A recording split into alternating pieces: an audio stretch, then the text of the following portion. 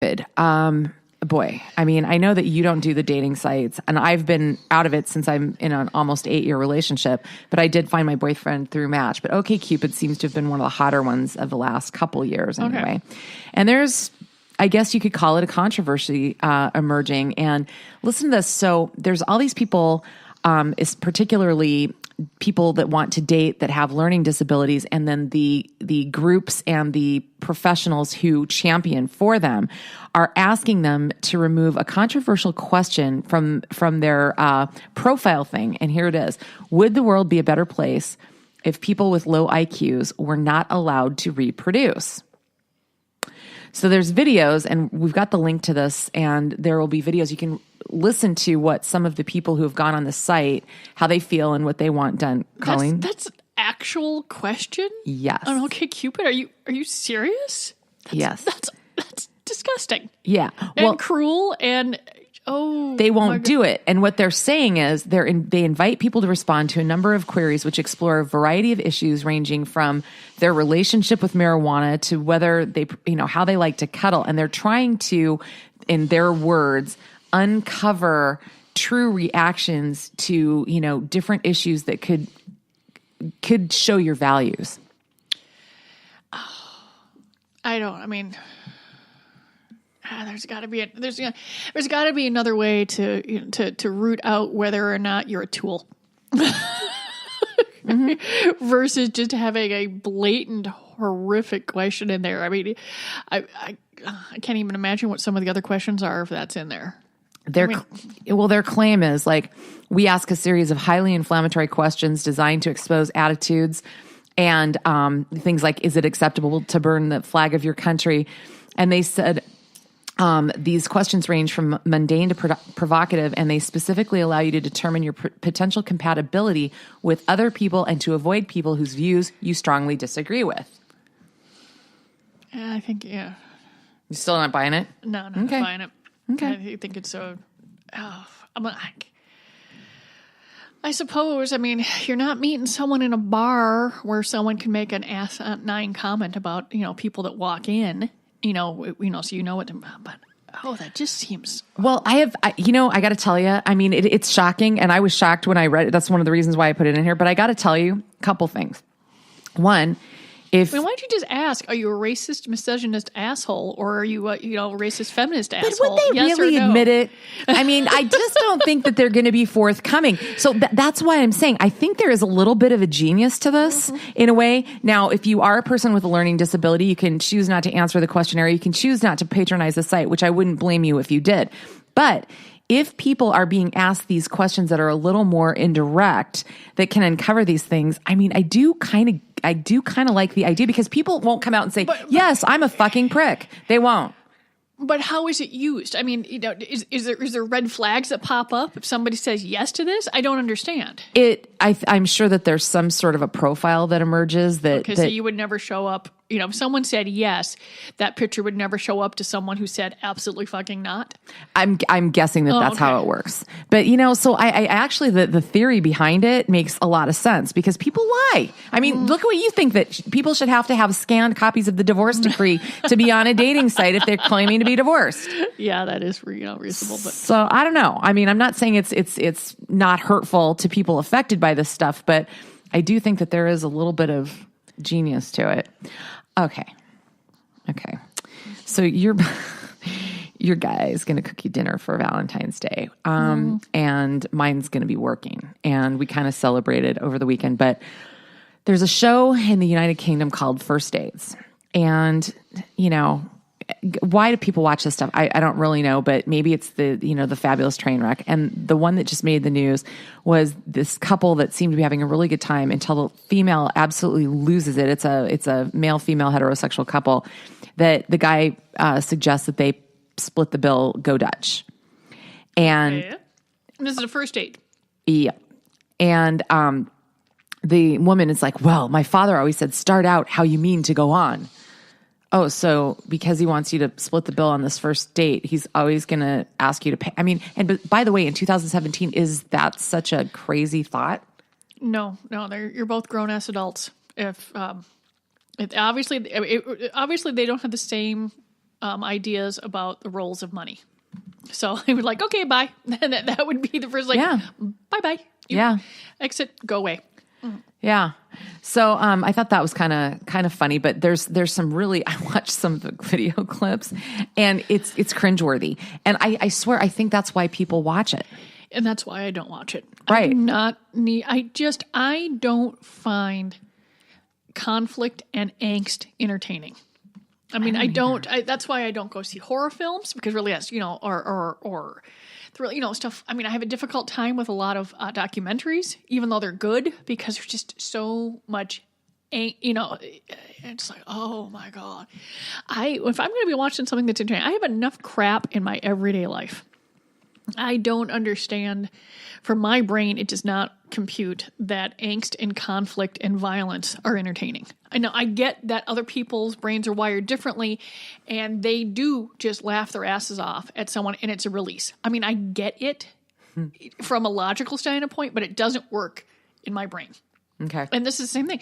I mean, I've said this before. I used to watch a show called Project Runway, when it was actually about designing something. It was great. When it became more and more about all of the designers backstabbing each other, I didn't give a shit. Mm-hmm. I mean, I don't know why they don't make 2 shows. I'd be willing to go online and watch the show that's about the design if they want to put. I mean, they have the footage. Mm-hmm. You need one more editor. Yeah, that's it. You've already filmed everything. Yeah. Have the design show. I mean, on the cooking competitions, show the food, and then the other show can be about the cooks being assholes to each other. Mm-hmm. It's there. It's there. I mean, and obviously they're getting the ratings because they went that direction. That's fine. So I'm obviously in the minority, but yeah. Oh, I do not find that entertaining. Yeah, no, it's not my favorite either. But I'm going to skip to another story because I think this is super cute. And have you seen any of the commercials that a Santa Fe animal shelter is doing? They parody The Bachelor.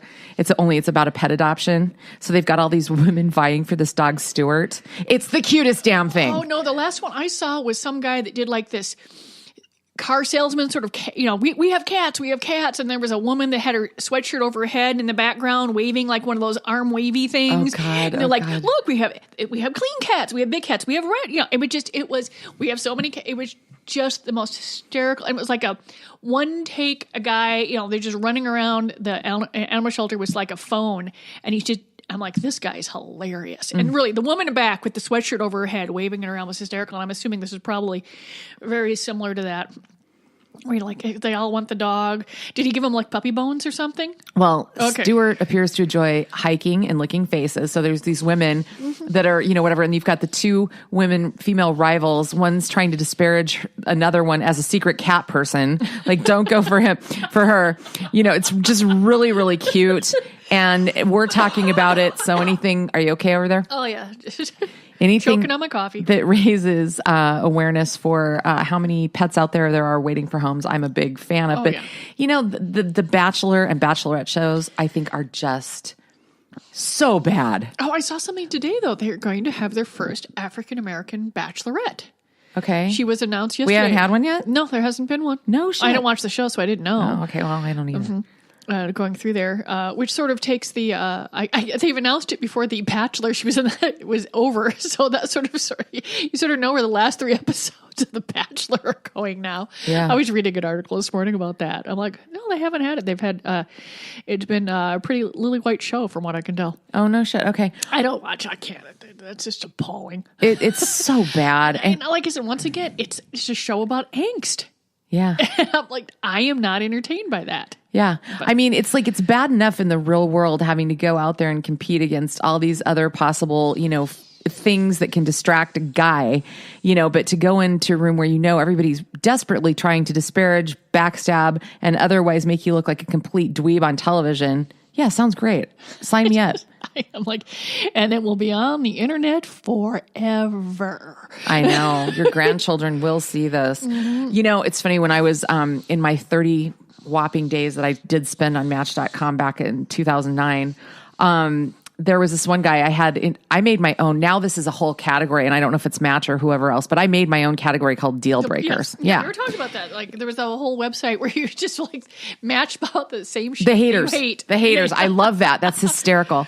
No, but this one guy, and I just said, I don't want to date anybody that's any more than, like X number of years younger than I am. And this one guy just kept persisting. I ended up going out, really super nice guy. And we hung out a little bit together, but he was, this is hysterically funny. I agreed to be platonic friends with him, and he got invited to send in he made it to the whatever level to send in an audition tape for The Bachelor. And he knew that I, have editing capabilities and a camera and all that. So I shot his tape for him. Did I tell you about this?